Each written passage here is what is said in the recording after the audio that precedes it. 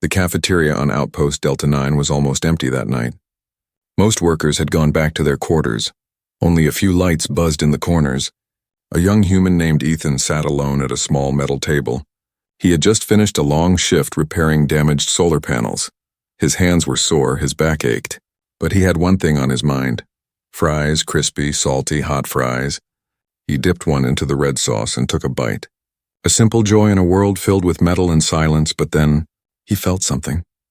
A strange feeling that made him pause mid-bite. Like someone was watching him. He looked around slowly, and there, near the garbage chute, he saw her, an alien girl. She was thin, almost too thin, her skin a soft blue shade. Her eyes glowed faintly. Like moonlight in the dark, she stood motionless. Her arms hanging by her side, her clothes were torn, dirty. As if she had crawled through the vents, she said nothing. She just stared at the fries, then at him, then back at the fries again. Ethan blinked, surprised. "Hey," he said gently. "Lifting the box, you want some?"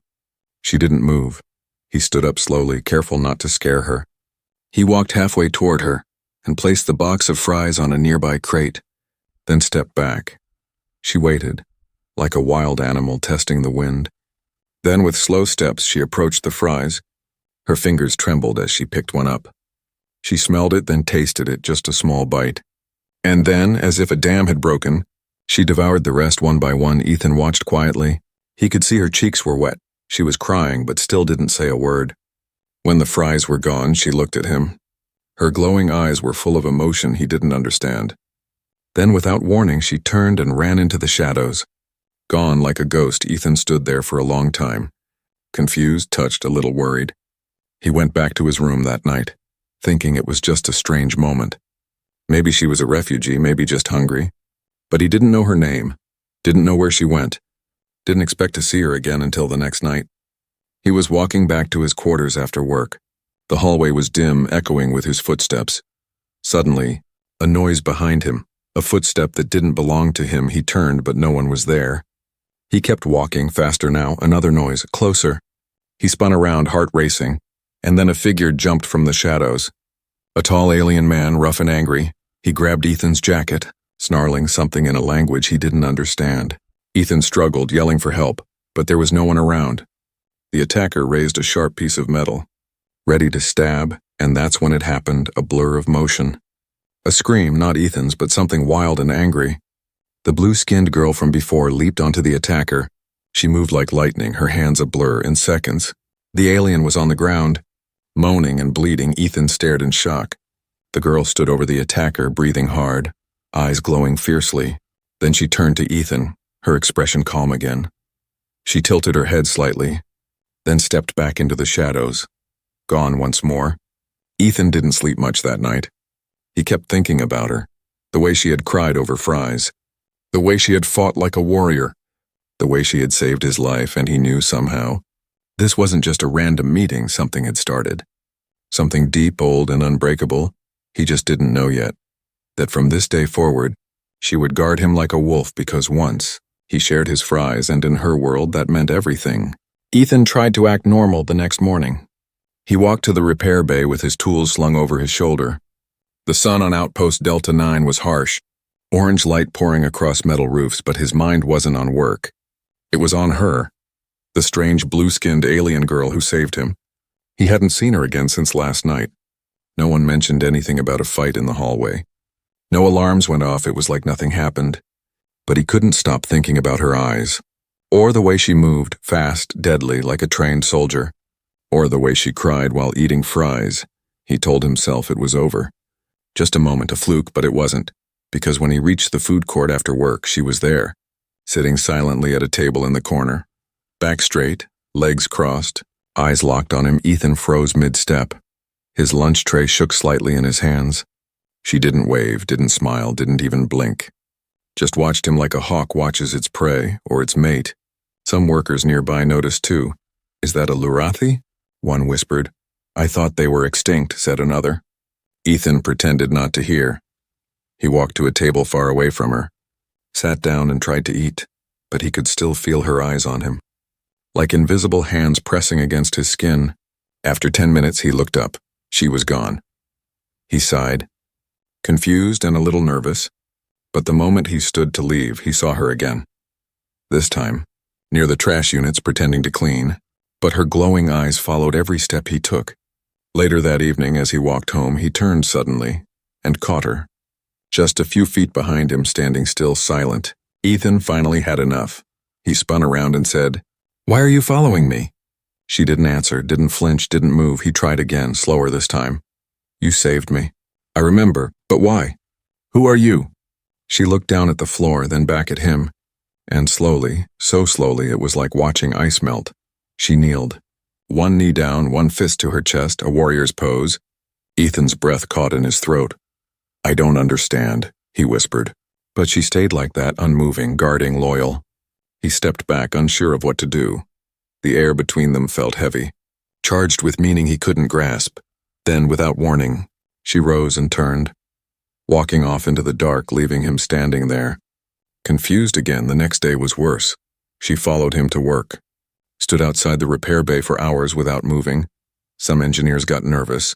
One called security, but when they arrived, she was gone. At lunch, she appeared again, same corner, same silent stare. This time, Ethan brought 2 trays of food. He sat across from her and gently pushed one tray forward. "Eat," he said, voice calm. "You need it more than I do." She stared at the food, then at him, then back at the food, and slowly picked up a fry. She didn't eat like a starving girl this time. She ate with purpose, chewing slowly. Never looking away from his face, Ethan asked, "Do you have a name?" No answer. "Are you Larathi?" Still nothing. Then she said one word, low and cracked like dry leaves. "Zura." Ethan blinked, surprised. "Zura? Is that your name?" She nodded once, then looked around the cafeteria. Eyes sharp, she was scanning every person, every corner, like a bodyguard on high alert that night. Ethan's friend Paul stopped him. "Hey," he whispered. "You need to be careful." "Why?" Ethan asked. "That girl," Paul said, "Zura or whatever her name is, she's not normal." "What do you mean?" Paul looked around, leaned closer. "I saw her tear open a steel crate with her bare hands. She was banned from Sector 6 for attacking a merchant. They say her kind doesn't talk because they were trained to kill, not speak." Ethan didn't know what to believe anymore. Was she dangerous? Was she protecting him? Or using him? That night he locked his door tight, double-checked the windows, laid in bed staring at the ceiling, and when he finally drifted off to sleep, he dreamed of glowing eyes and silent footsteps in the dark, and something waiting outside his door, loyal, deadly in his. Ethan woke up to a pounding alarm. Red lights flashed across the walls of his quarters. The door buzzed violently. Someone was trying to break in. He jumped from bed, heart racing, grabbing the wrench from under his bunk. Security breach. "Zone 3, the computer voice repeated over and over. He backed against the wall, holding his breath. Then the door burst open, not with a crash, but with a soft hiss. Smoke drifted in, followed by a shadow, Zura.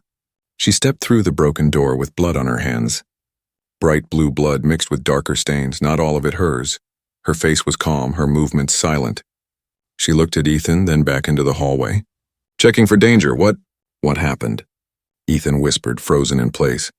She didn't answer. She turned, walked to his window, and wiped her blood-covered hands on the curtains. Then she sat on the floor, eyes toward the door. Watching like a soldier on watch, Ethan's heart pounded. He stepped forward slowly. "Zura, are you hurt?" She shook her head once, not a single word, but her knuckles were torn, her clothes sliced, her breathing slightly heavy. He dropped the wrench and sat beside her. "Was someone after me again?" He asked quietly. Still no answer, but in her silence, there was something loud, something ancient, like she had killed for him again, and didn't think it was strange, like it was her duty. Her role, her right. Later that morning, the hallways were filled with rumors. 2 bodies had been found behind the fuel tanks, smugglers with stun rifles. Security said it was probably a rival gang hit. But Ethan knew better. Zura had been waiting for them, and she hadn't used a weapon, only her hands. He tried to talk to her that day, tried to make her understand that violence wasn't always the answer, but she didn't respond, not in words. Only with a stare, steady and unreadable. That afternoon, a visitor arrived at the outpost, an alien enforcer named Trexar, tall, armored, with a scar across his face. He walked into the cafeteria with 3 soldiers behind him. Everyone stopped eating, stopped talking, even Zura looked up. Trexar walked straight to Ethan, ignoring everyone else. "You're the one she follows," he said. His voice deep and metallic. Ethan stood slowly. "I didn't ask her to." Trexar looked at Zura, then back at him. "She belongs to an ancient clan," he said. "The Lurathi bond for life through food and protection. They were bred for war, for loyalty, for silence." Ethan frowned. "What do you mean?" "She is not a girl," Trexar said coldly. "She is a living weapon, trained to die for the one she chooses." "And she chose you." Zura stood now, eyes locked on Trexar. Her hands curled into fists. Trexar stepped back. "I advise you to send her away before others come. She is not safe." "She saved me," Ethan replied, his voice firm. "Twice. Then she has begun the bond," Trexar said, almost whispering. "She won't leave you now. Even if you command it." He turned and walked away. Leaving a storm behind, Zura didn't move, didn't breathe, just stared into Ethan's eyes. There was no fear in her, only loyalty that night. Ethan couldn't sleep again. He sat at his desk, looking at old records about the Lurathi. They were nearly wiped out in the last war, used by alien armies like machines. Once they bonded to someone, they followed until death, never asking why, never demanding thanks. He looked at the photo from the night she first appeared, a blurry image of a starving girl reaching for fries. Now that same girl had blood on her hands for him. Zura stood at the door, still as a statue. He whispered, "Why me?" She said nothing, but her eyes told him, "You fed me. You looked at me like I was alive, not a ghost. You made me matter." Ethan finally understood something. She didn't need to speak. Her silence was louder than words, and her loyalty was sharper than any weapon. He didn't know what tomorrow would bring. But he knew one thing: Zura wasn't leaving. And as long as she was there, no one would touch him. Not without facing her first. 3 days passed.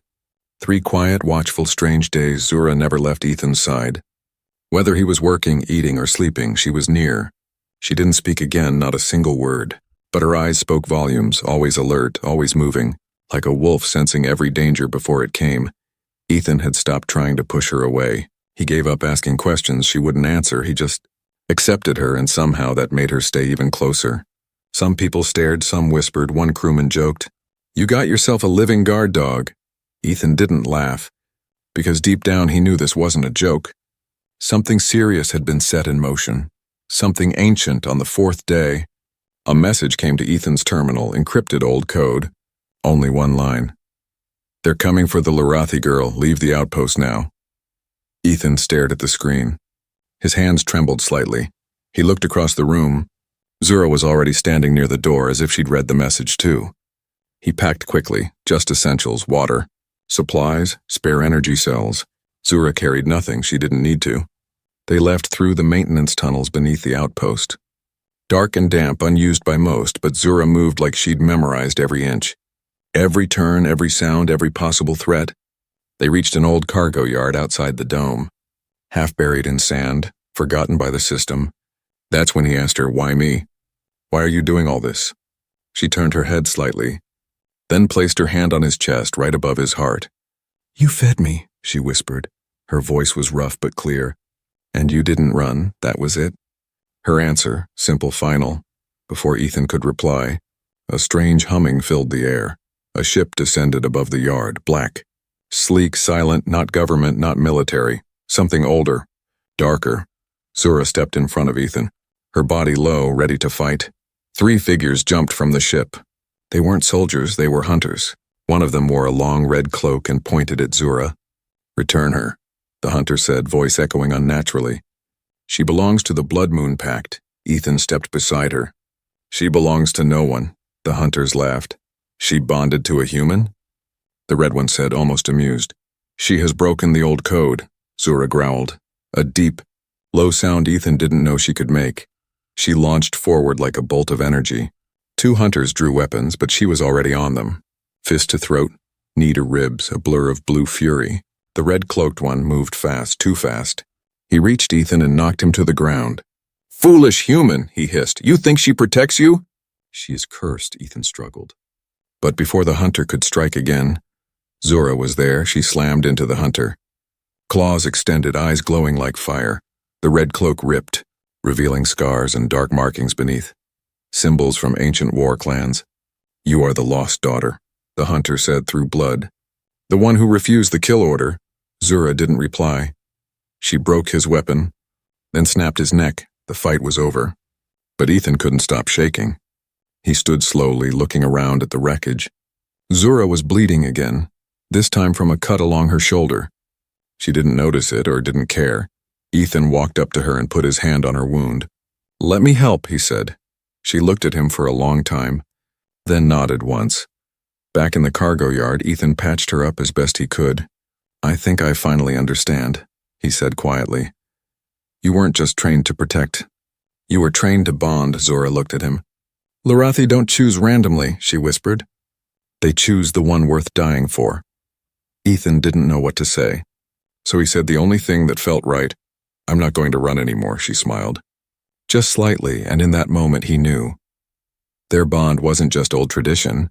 It was something real, something that could not be broken. The desert around Outpost Delta 9 was endless. Orange sand stretched in every direction. Ethan and Zura moved quietly across the dunes. A single moon hung above them like a pale eye watching. It had been 2 days since the attack in the cargo yard. The black ship never returned, but the message was clear. More were coming. Hunters, bounty seekers, maybe even blood-pact commanders. Ethan didn't care anymore. He had made his choice. He wouldn't leave Zura. Not now, not ever. Zura walked ahead, her eyes scanning the horizon, every muscle in her body alert. She hadn't slept since the last fight. Didn't complain. Didn't slow down. They were heading for an abandoned mining station buried in the cliffs, a place with old supplies and maybe a working comm system. But halfway there, they ran into trouble, real trouble. A slave transport ship hovered low near the rocks. Its engines hummed like a dying animal. And around it, armed mercenaries, 10 of them, scanners on their arms. Tracking everything that moved, Zura stopped, her body tense. Ethan pulled out his old binoculars. His heart dropped when he saw what they were dragging into cages, people, mostly aliens. Some human, beaten and weak. Zura looked at him. Her expression was unreadable, he whispered. "We have to help them." She didn't move for a long time. Then she nodded once, not because she had to, but because Ethan wanted it. They waited until night fell, then moved like shadows through the rocks. Ethan disabled one of the guards with a stun rod he built from scrap. It surprised him how natural it felt. Zura took out the rest, one by one, like a ghost with claws. When the last merc fell, the prisoners looked up in fear, until Ethan stepped into the light. "It's okay," he said softly. "You're free now." One small alien boy ran to Zura. He hugged her leg without fear. Zura froze for a second, then gently placed her hand on the boy's head. Something about it made Ethan's chest ache, but they had no time to rest. A warning siren suddenly blared from the transport ship. The auto alert was triggered. Reinforcements were already on the way. Zura turned to Ethan. "Go," she said. "Take them." "What?" He stepped forward. "No, Zura, we do this together." She shook her head. "Too slow with them," she said quietly. "I stay, I fight." "No," Ethan said again, his voice cracking. "I'm not leaving you behind." She looked at him, then walked closer. She reached up and placed her hand against his chest. "You fed me," she whispered. "You made me." "More." Then she stepped back and turned toward the oncoming sound of dropships. A faint glow began to shimmer around her skin.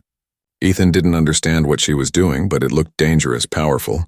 One of the prisoners, a grizzled human with an old soldier's patch, grabbed Ethan's shoulder. "If she's going to hold them off," the man said. "We need to run now."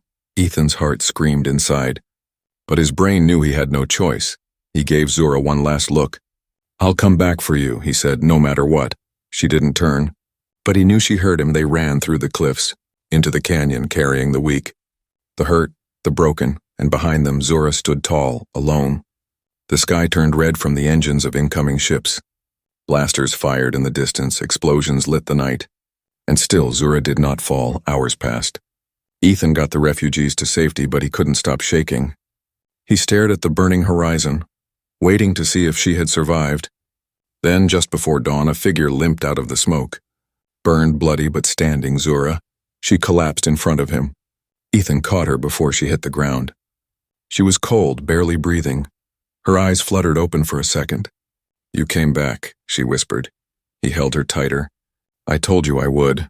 She tried to smile, but the pain was too strong. He looked around at the silent refugees, then back at her. She would die for me, he thought. But I won't let her, not now, not ever. Zura's blood soaked through Ethan's shirt.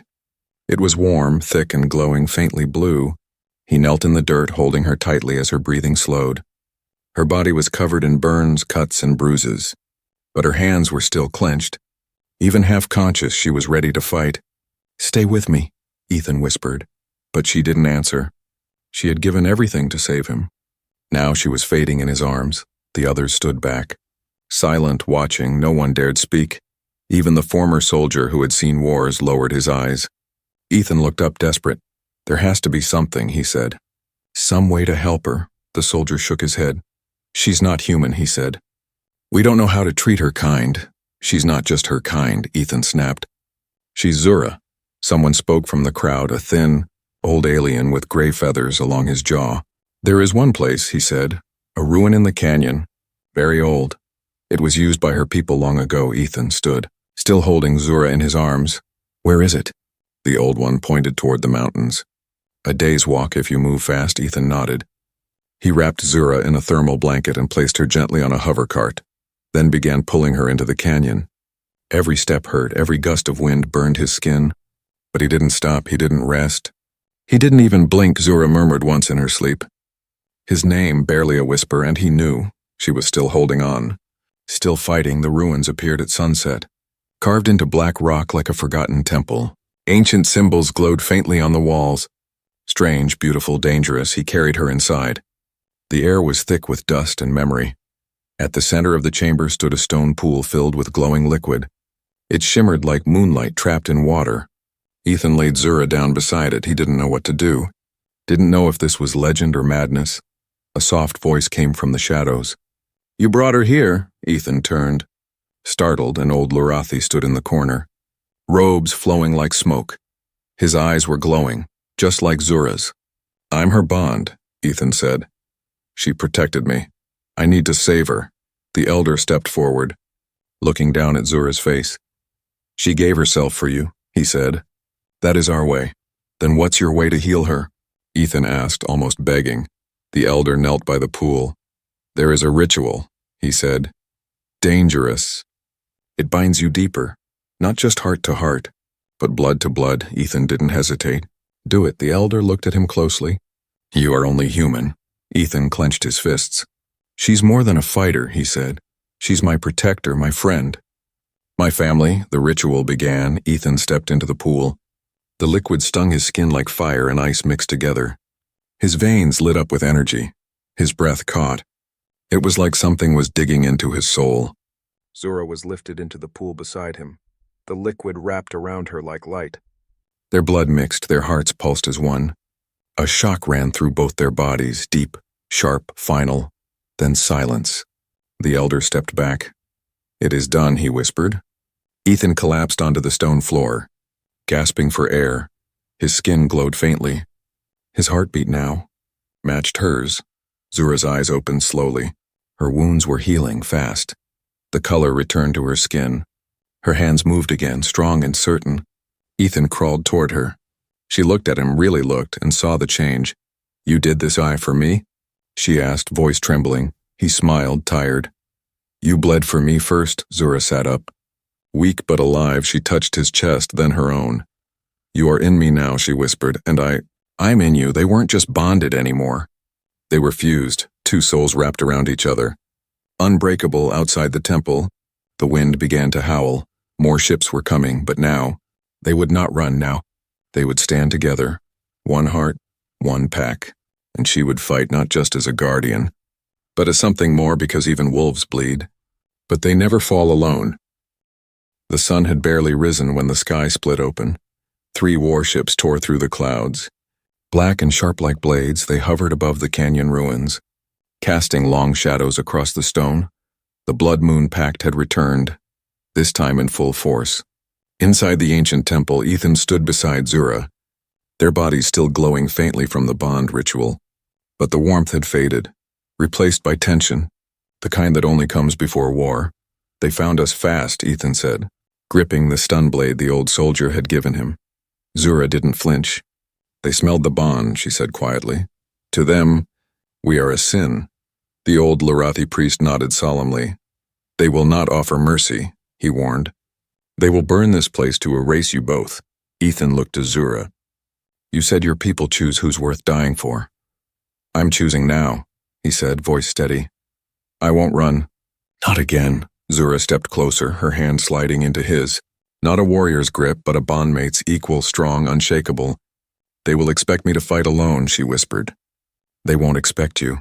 Above them, the warships began to descend. Dozens of warriors in red armor dropped to the canyon floor. They moved like a wave, silent, smooth, deadly. Zura stepped forward. Body low and sharp like a beast, Ethan followed. Breath steady despite the fear tightening his chest. This time, he wasn't just being protected. He was fighting beside her. The first wave of soldiers rushed toward them. Zura leapt into the air. Her movements faster than ever before, she had changed. The ritual made her stronger, quicker, but something else had changed too. When Ethan shouted, she heard it in her bones. When he moved, she moved with him. They were no longer two, they were one. Ethan struck low while Zura struck high. He disarmed a soldier as she snapped another's weapon in half. Each time one fell, another came, but the pair moved like a storm with a heart at its center. The blood of warriors stained the canyon. The red sand mixed with black ash. The air burned with energy and fire. One of the packed commanders dropped into the fight. He was massive, his face covered in ritual scars. His voice boomed. You are cursed, daughter of the lost moon, Zura snarled back. I was never yours. The commander rushed forward. Blade ready to strike, Zura blocked it but was pushed back. The force was unlike anything they had felt. Ethan leapt in, slicing low at the commander's leg. It barely made a scratch. You are weak. Human, the commander growled. You think she fights for love? Ethan didn't answer. He moved beside Zura back to back. She doesn't fight for love, he said calmly. She fights because I gave her fries. Zura actually smiled at that. The tiniest smirk through the blood and dust. Then she moved like lightning, faster than ever before. While Ethan distracted the commander with a stun blast to the chest, Zura dropped low, then drove her claws through the armor and into the soft flesh beneath. The commander gasped, stumbled, then fell. The remaining soldiers paused, unsure, afraid. Zura stepped onto the ledge of the ruins. Her voice rang out. Your bond is fear, she shouted. Mine is choice. She looked down at Ethan. And I chose him. One by one. The enemy backed away, their fear growing. Not because of the strength they saw, but because of the unity they didn't understand. A Larathi warrior bound to a human willing to die beside her. It shattered everything they had believed. The warships began to retreat. The Blood Moon Pact had lost not just the fight, but the story. And stories last longer than soldiers. That night the canyon was quiet again. The stars shined above. Zura sat beside Ethan on the edge of the ruins. Her head rested lightly against his shoulder. You smell like dust, she said softly. Ethan chuckled. You smell like fire. They didn't need words after that.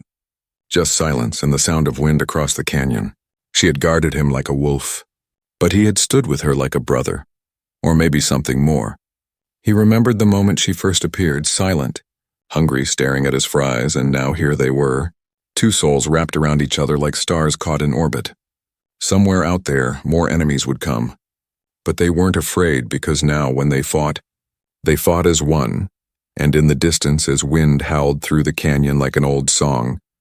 It carried something powerful, not just a warning but a promise.